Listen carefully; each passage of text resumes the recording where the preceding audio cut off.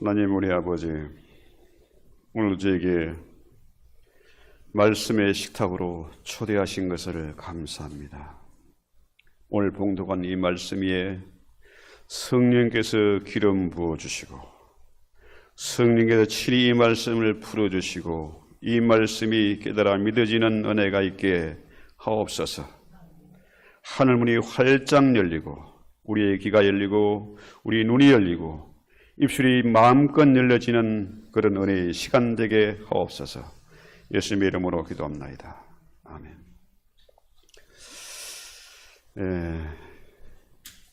코끼리와 벼룩이 얘기를 할 건데요. 코끼리는 덩치가 엄청 크죠. 힘도 세고. 그런데 코끼리를 길들이는 방식이 뭐냐면은 처음에는 쇠사슬에 다리를 묶어가지고 튼튼한 나무에 묶어 놓습니다. 그러면은 이놈이 아무리 그 거대한 몸집을 가지고 힘을 써도 그 바운더리 이상을 못 벗어나 묶은 밧줄 길이만큼만 갈 수 있는 거예요. 그런데 이 코끼리가 나중에는 길이 들어가지고 아주 작은 막대기에만 이렇게 꽂아 묶어놔도 그 이상을 안 벗어난답니다. 아하, 내 한계는 여기까지구나. 이제 마음을 접는 거죠. 벼룩도 마찬가지로 얼마나 점프력이 대단합니까? 그런데 요 벼룩을 잡아서 자그만 유리상대에 넣어가지고 천장을 덮어놓으면은 고기를 계속 점프하다가 더 이상은 못 가는 거라. 그러면은 밖에 내다 놔도 그 이상은 점프를 안 한대요. 마음을 뺏긴 겁니다. 낙심이란 말이 뭐냐 하면은 낙심은 마음이 떨어지는 거 아닙니까? 마음심이 떨어지는 거라. 낙엽처럼 떨어지고 나면은 어떻게 해요? 하나님이 없는 거라죠. 그래서 마음을 잃어버리는 것이 낙심이고 그 마음 속에서 하나님을 잃어버리는 것이 낙심이다는 거예요. 그래서 우리 주보에 잠깐 기록해 놨습니다만은 아무리 사단이 최고의 전략이 뭡니까? 낙심하는 거라. 너는 여기까지야. 더 이상 용 쓰지 말어. 사단의 무기에 절대된 무기에 사람들이 낙심하고 포기하고 만다는 거죠. 그래서 하나님을 잃어버리면 뭡니까? 결국 사단의 노예가 된다. 사단에게 조롱을 당하고 조종을 당한다는 거죠. 자, 우리가 매 순간마다 하나님을 기억하고 하나님을 바라보며 그 말씀을 묵상하며 살면 얼마나 좋겠습니까마는 하나님이 우리 마음을 떠난 적은 없잖아요. 안 떠나십니다. 그런데 우리가 하나님을 잃어버렸어. 그러면은 낙심하게 된다는 거죠. 사람이 낙심하게 되면요, 폐인이 되고 맙니다. 그렇죠? 그래서 평안할 때는 우리가 하나님 필요 없어. 내 마음대로 살아가는 거죠. 하나님을 잊고 살아간다. 그런데 어려움이 닥치면은, 문제가 닥치면은 뭡니까? 하나님을 찾습니다. 하나님 어디 계십니까? 왜 안 도와주십니까? 그렇죠? 이게 우리 인간의 모습입니다. 목사인 저도 이런 설교를 합니다만은 저 역시 하나님을 잊어버리고 살 때가 많아요. 솔직한 고백입니다. 그렇죠? 어려움이 닥치면은 큰 문제가 닥치면은 하나님을 찾습니다. 허겁지겁. 하나님 어디 계십니까? 왜 나에게 이런 일이 닥칩니까? 그렇죠? 그런데 아무리 사단이 뛰어난 전략, 낙심이란 무기를 가지고 우리를 공격한다 할지라도 뭡니까? 우리에게 면역이 생기면은 감기 걸리는 것도 면역이 약하니까 감기 걸리지 않습니까? 면역이 약하니까 되게 알레르기가 생기는 것이고. 그래서 육체가 건강하면은 감기가 침투를 못하지만은 영혼이 강건하면은 낙심을 떨치고 일어나게 되지만은 면역이 약하니까 무너지는 거죠. 그래서 이 면역을 높이는 방법이 뭡니까? 하나님을 다시 찾는 겁니다. 그렇죠? 다윗도 그럴 때가 있었잖아요.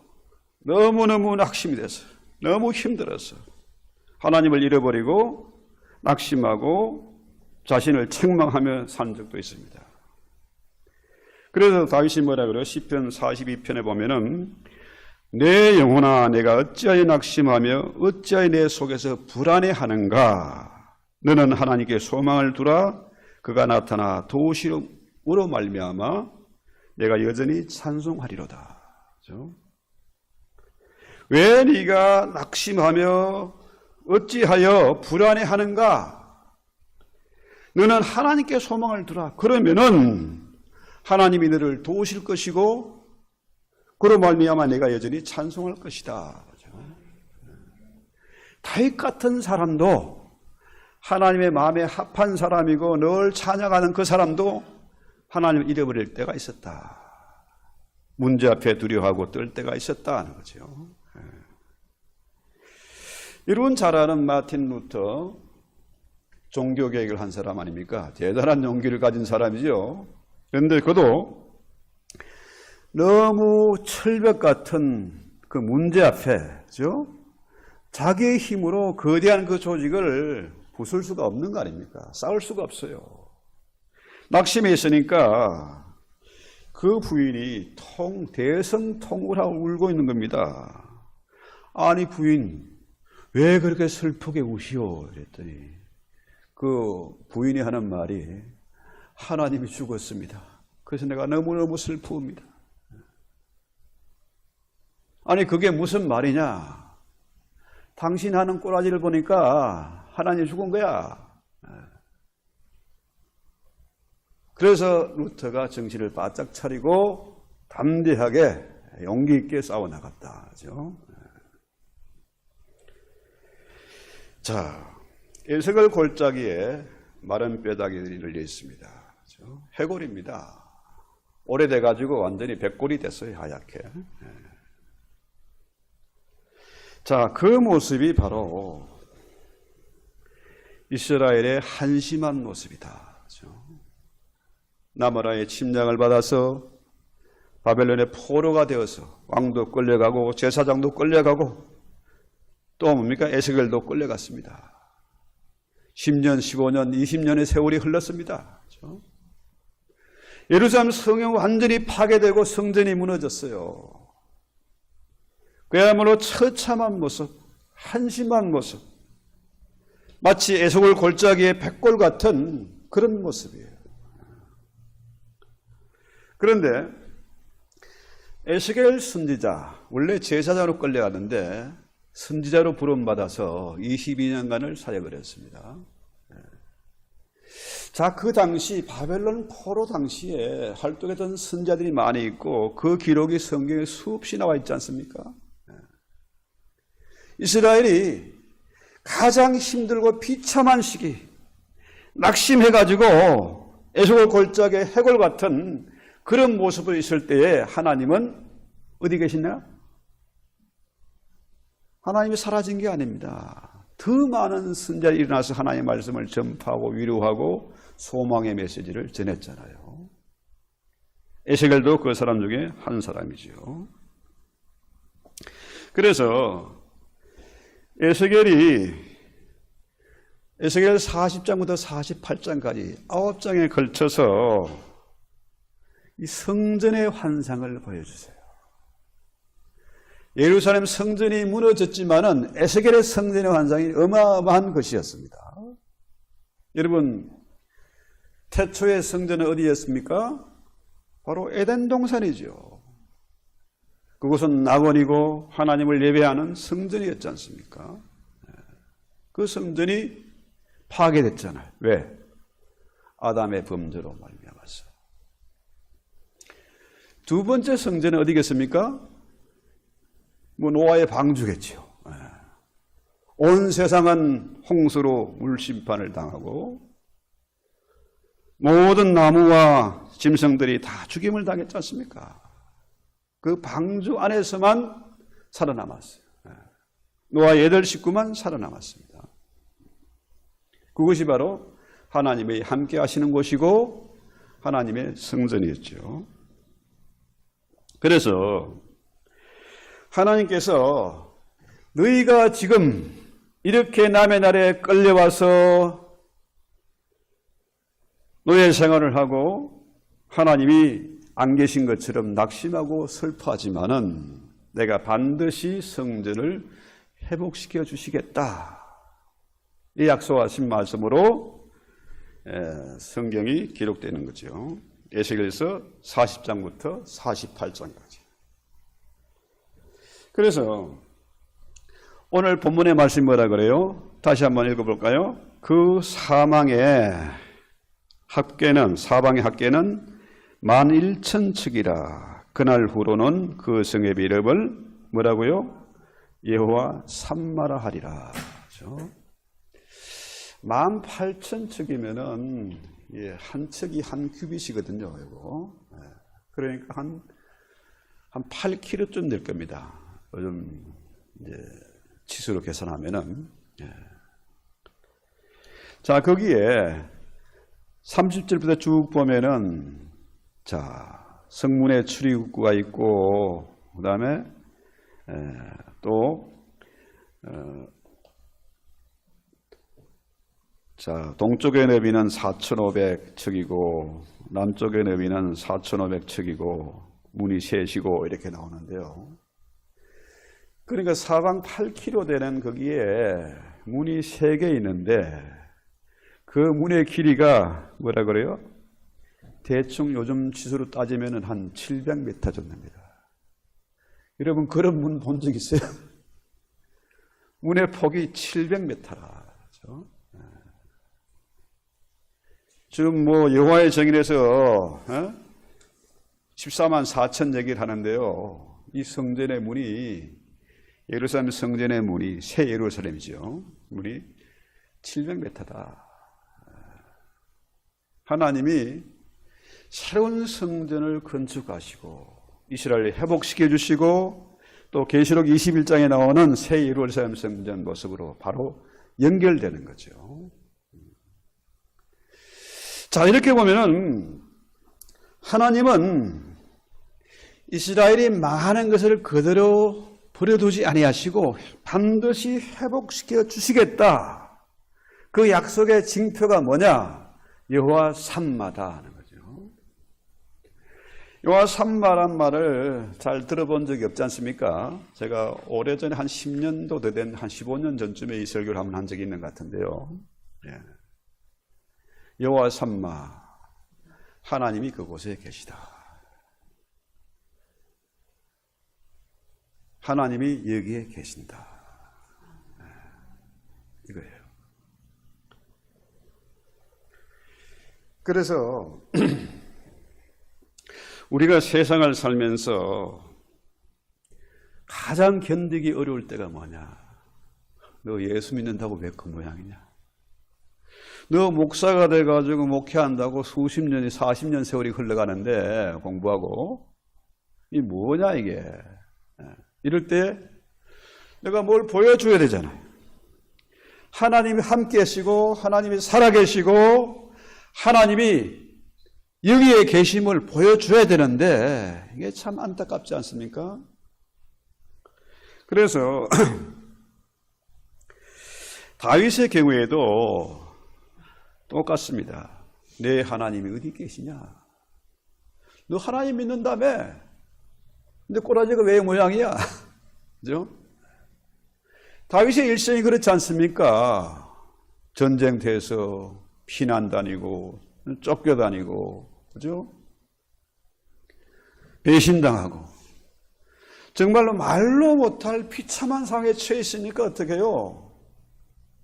내 하나님 어디 있어? 하나님 있으면 보여줘봐. 그런데 그걸 보여줄 수가 없는 거라. 답답하잖아요. 자, 오늘 성경에서 여호와 삼마, 에스겔서의 마지막 결론이 여호와 삼마입니다. 그렇죠? 여호와 삼마, 하나님이 거기에 계셔. 하나님이 여기에 계셔. 얼핏 생각하면은 임마누엘하고 연결되지 않습니까? 우리 하나님이, 임마누엘이 세상 끝날까지 우리와 함께 할 것이다. 그죠? 하늘과 땅의 모든 권세를 주어서 내가 세상 끝날까지 함께 할 거야. 그 임마누엘의 약속 아닙니까? 그죠? 그런데 임마누엘을 위해서는 어떻게 해요? 우리 주님이 십자가상에서 죽어야 됐어요. 저와 여러분의 죄, 모든 인류의 죄, 과거 우리 조상들의 죄, 앞으로 우리 태어날 후세들의 죄, 모든 죄를 다 혼자 걸머지고 죄 문제를 해결해야, 그래야 어떻게 해요?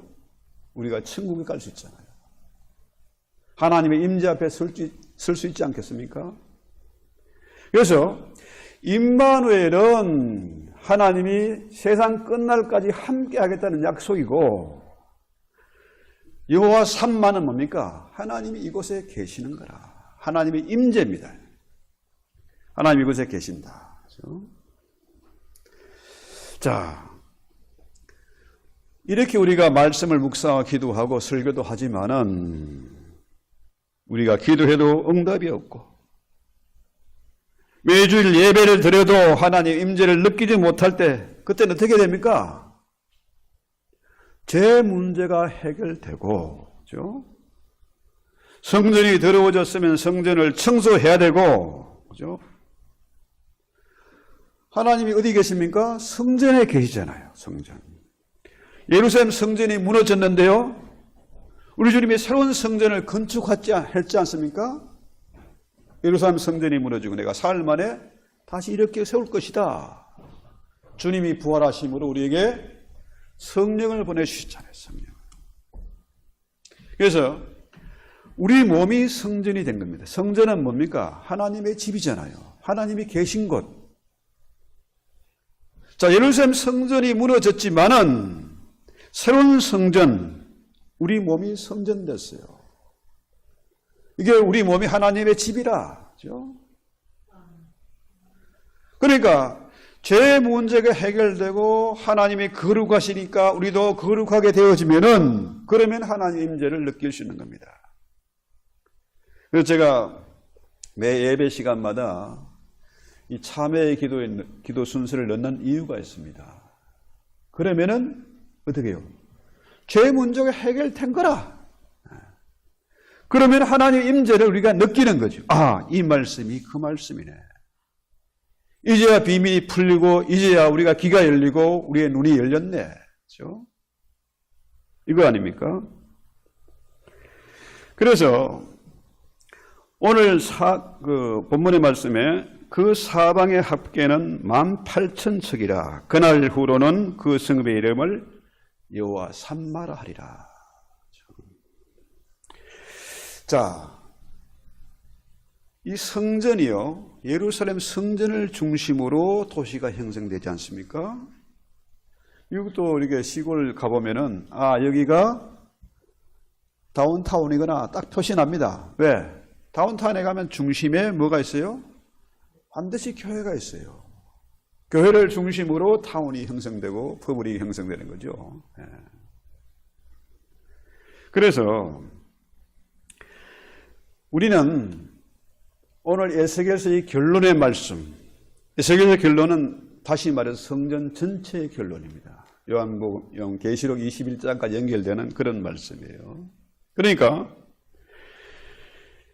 우리 하나님이 성전에 계신다.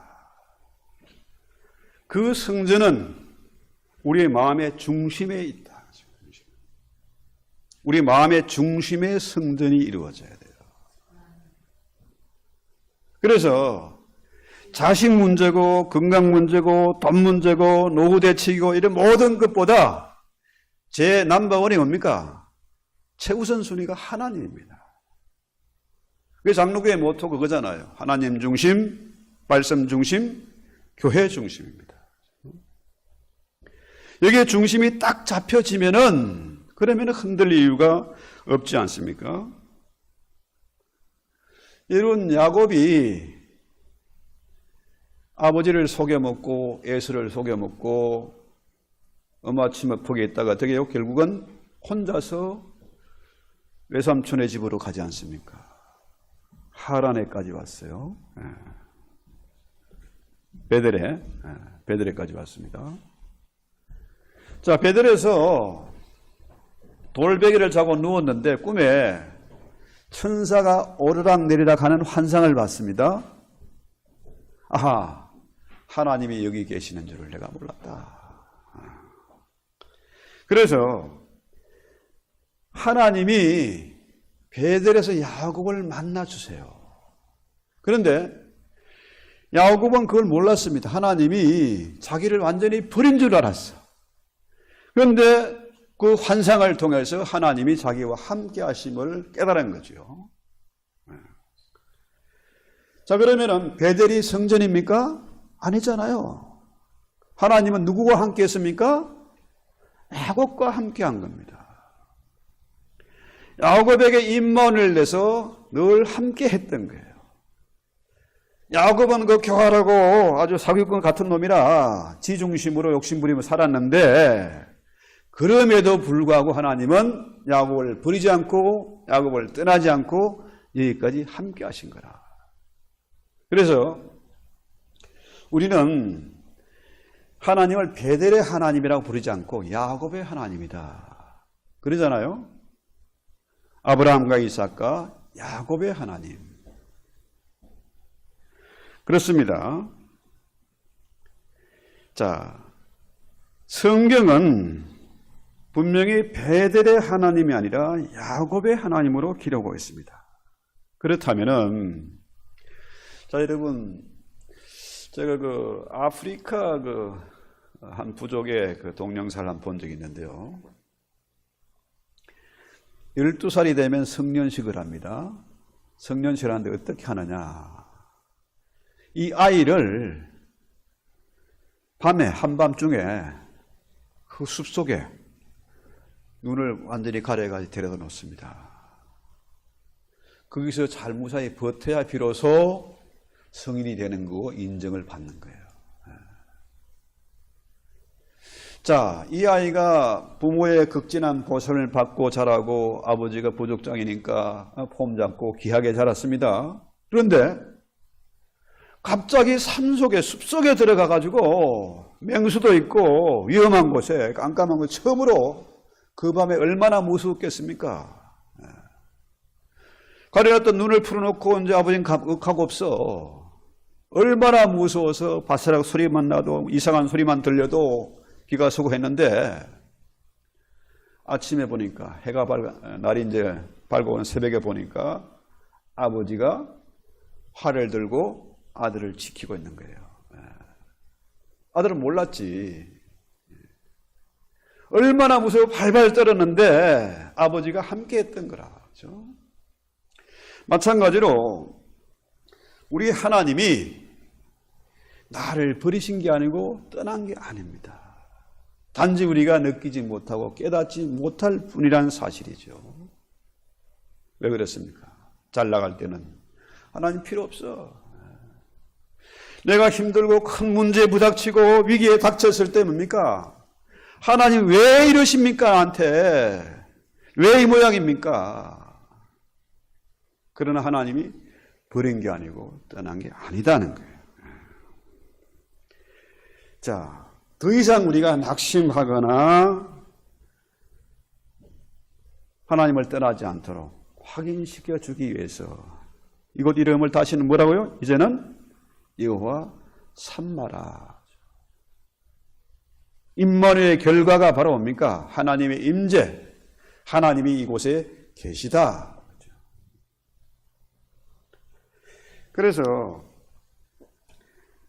이스라엘이 바벨론의 침공을 받아서 왕도 잡혀가고 성전이 무너지고 성벽은 파괴되고 정말로 노예로서 짐승같이 살아가지 않습니까? 그렇죠?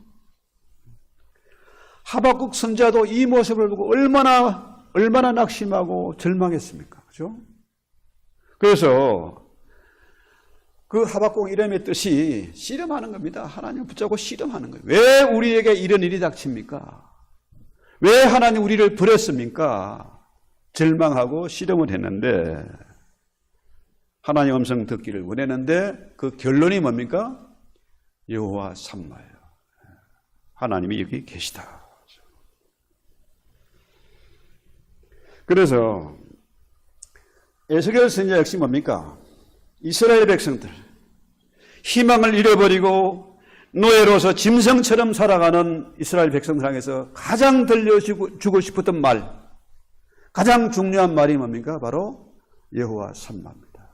하나님이 이곳에 계셔. 하나님이 너희와 함께 계셔. 그렇죠? 그렇습니다. 지금 아까 장로님 기도하신 대로 참 세상이 혼란 가운데 빠져 있습니다. 전쟁과 기아와 질병이 도처에서 끊이지 않고요. 지금 중국에 수많은 사람들이 죽어가고 있습니다. 또다시 바이러스가 돌아가지고. 지금 14억 인구가 5억에서 한 9억 사이로 떨어졌다 이렇게 보더라고요. 지하철이 텅텅 비었고 지금 베이징에도 사람들 찾아보기가 그 혼잡한 출근 시간에도 한적하더라. 자, 우리 한국의 상황도 깜깜합니다. 한국의 민주주의는 죽었다. 나라가 망했다. 중국에 한 95% 이상 점령당했다. 이제 끝났다. 그러지만요, 그건 우리의 생각입니다. 교회가 타락하고 교회가 죽었다. 하나님이 떠났다. 이게 아니란 얘기죠. 과거 일제 36년 동안 식민지로 수탈을 당했고 핍박을 받았고 6.25 전쟁 통해 수많은 사람들이 죽고 전국토가 80%가 파괴됐습니다. 그 이후에 또 오늘이 또 4월 19일 4.19 혁명이 일어났던 날, 부패하고 타락한 그 정권에 맞서서 학생들이 들고 일어난 날. 그런데요, 희한하게도 한국이 지금 세계 10위권의 경제 대국이 됐습니다. 군사력 순위가 5위에서 6위라고 그럽니다. 이건 말도 안 되는 일이, 역사상 한 번도 유례가 없는 일이 일어난 겁니다. 그렇죠? 왜? 대한민국은 하나님이 세우신 나라입니다. 성경의 기초에서 세운 나라가 미국하고 한국밖에 없습니다. 이것은 하나님이 하신 일입니다. 전 세계 경제 전문가들이 앞으로 지금 이 시대에 가장 두려워할 국가가 어디냐? 전문가 300명을 놓고 토론하고 투표를 했는데 만장일치로 그 나라가 한국이라고 결론을 냈습니다. 이 말도 안 되는, 무슨 그 조그만 나라, 땅이 크냐? 손바닥만한 나라. 인구가 많냐? 5천만 밖에 안 되고, 그것도 나라 반쪽이 나 있고. 그렇다고 자원이 많냐? 그것도 아니고. 그런데 지금 AI 시대 4차 산업혁명 시대를 맞아서 한국이 없으면은 세계가 수도된다. 단 3일만 멈춰도 세계 경제가 극심한 타격을 받게 된다. 왜? 반도체 공급이 안 되니까. 이전보다 수요는 300배, 600배 늘어나는데 그 어느 나라도 반도체 공급을 할 수 있는 나라가 없다.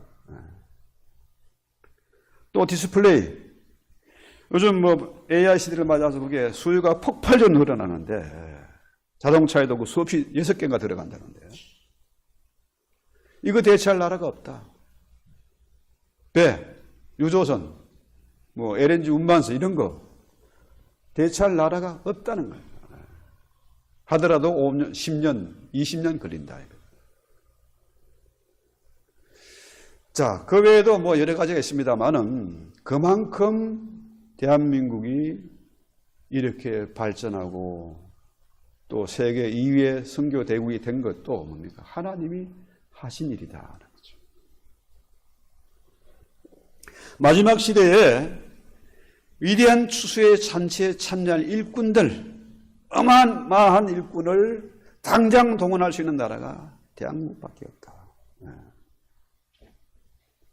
이것은 하나님이 하신 일이다 하는 거죠. 그렇습니다. 하나님이 여기 계십니다. 여호와 삼마. 그렇죠? 자, 사람들은 하나님이 어디 계시냐고 자꾸 찾고 또 찾아 헤맵니다. 그런데 우리는 낙심하고 두려움에 떨고 있지만 하나님은 여기 계십니다. 우리가 힘들 때도 허탈할 때도 우리 육체 때문에 건강 때문에 슬퍼할 때도 하나님은 여전히 여기 계신다. 왜? 여호와 삼마의 궁극적인 목적은 뭡니까? 하나님이 우리 인생을 창조하신 목적이 뭐예요? 하나님을 영화롭게 하기 위해서. 우리가 이대로 무너지고 이대로 망한다면 하나님이 영광을 받으시지 못합니다. 그렇잖아요?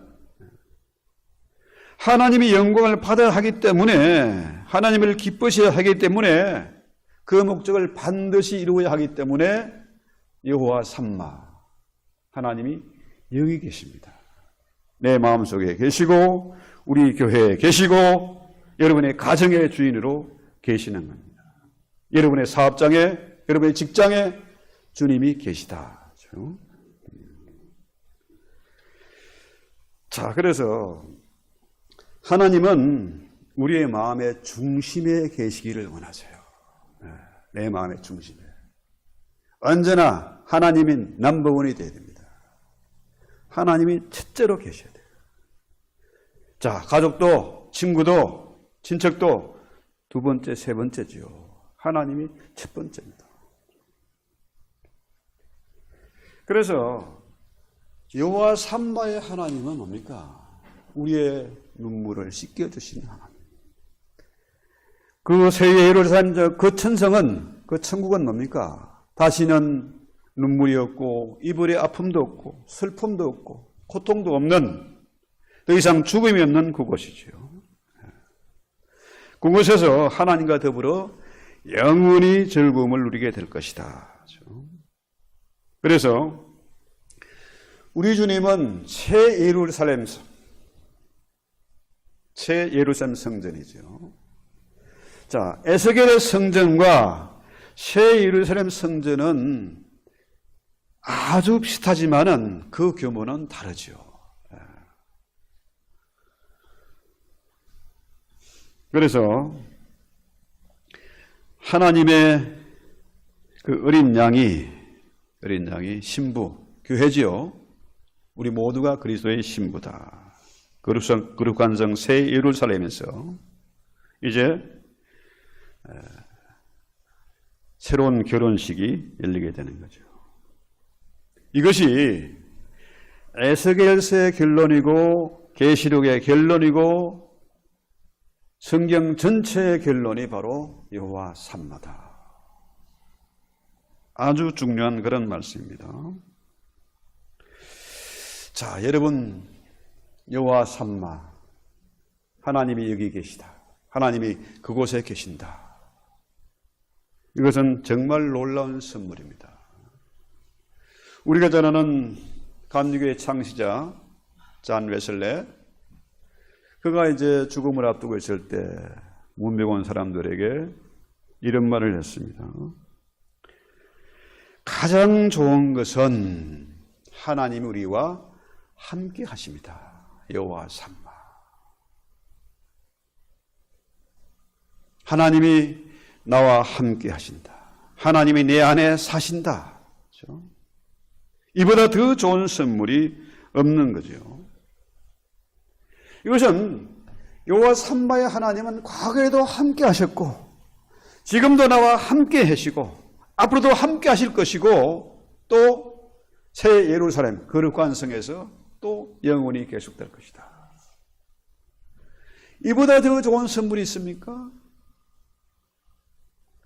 조금 어려움이 있고 문제가 닥친다고 낙심할 필요가 있겠습니까? 성경은 우리에게 분명히 보여주잖아요. 아무리 힘들고 어려운 일이 있어도 그 홍수가 전 세상을 심판하는 가운데서도 노아의 식구와 함께 하셨지 않습니까?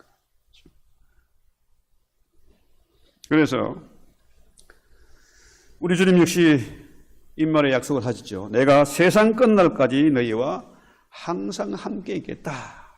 이보다도 한 단계 앞선 것이 뭡니까? 여호와 삼마. 하나님이 나와 함께 계시다. 하나님이 여기 계시다. 여호와 이레의 하나님은 바로 여호와 삼마의 하나님이시다. 그래서 여러분 잘 아시는 대로 모세가 어릴 때 어머니 뱃속에 있을 때도 하나님이 함께 하셨고 또 모든 사람들이 그랬던 것처럼 그 사내 아이를 죽이고 모세를 강가에 버렸을 때도 하나님이 함께 하셨고 그가 바로의 궁전에 있을 때도 함께 하셨고 미디안 광야 40년 동안에도 함께 하셨고 나이가 80이 넘어서 힘이 빠졌을 때도 그 지팡이 하나밖에 없을 때도 하나님이 함께 하셨다. 여호와 삼마의 하나님, 그 하나님을 우리가 찬송하고 기도합시다. 찬송가 529장입니다.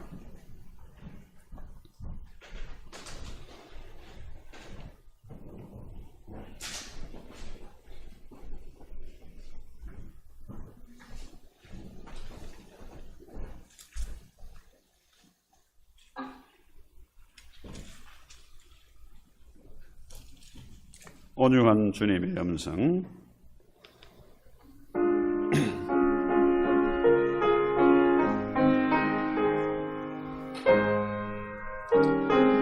주님의 음성을 들으시기 바랍니다.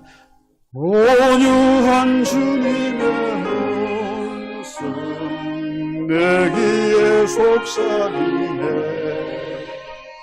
내 마음 문을 두드리니 주님을 영접하라 피하지 말라 피하지 말라 우리가 곁길로 피해도 마음속에 오시리 심판날 당할 때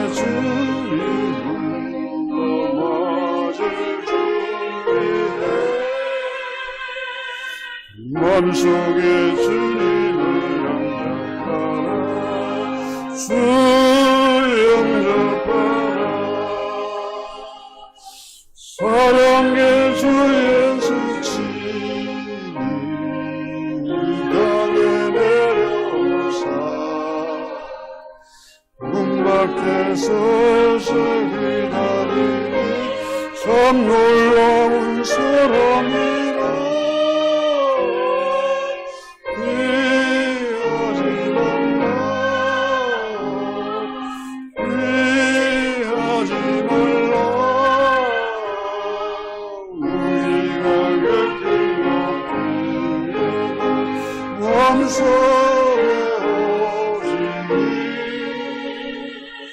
심판날 당할 때 주님을 넘어지니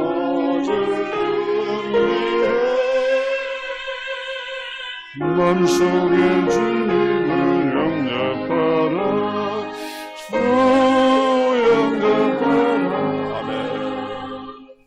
주님의 그런 연신 널 받아주시다니 항해한 내게 임하시고 끝까지 늘 도우시네 피하지 말라